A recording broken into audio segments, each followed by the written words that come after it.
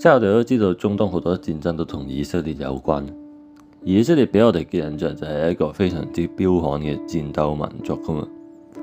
咁但係好多人都未必知道嘅就係呢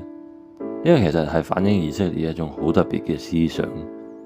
而呢度有一個好重要嘅人物就叫做賈鮑京斯基。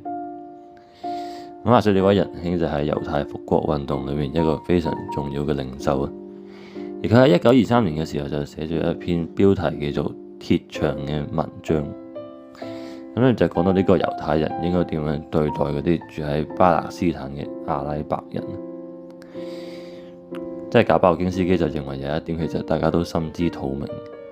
就話猶太人所做緊嘅就係赤裸裸嘅殖民活動啊嘛。而佢亦都承認阿拉伯人係冇可能會接受猶太人喺佢哋嘅土地上面建立一個新嘅國家。咁所以佢就話咧，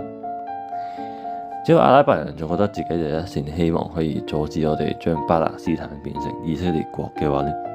我哋都會繼續抵抗。咁所以除非我哋打算放棄呢個猶太復國主義嘅殖民活動咧，如果唔係我哋就一定要違抗呢啲原住民嘅意願。而為咗令我哋嘅殖民活動得以繼續發展，我哋就需要一道當地人冇辦法打破嘅鐵牆。咁雖然賈鮑京斯基嘅表達都幾隱晦，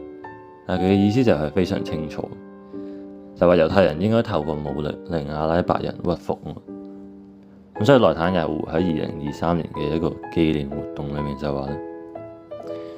喺賈鮑京斯基將鐵牆呢個概念寫出嚟之後嘅100年咧，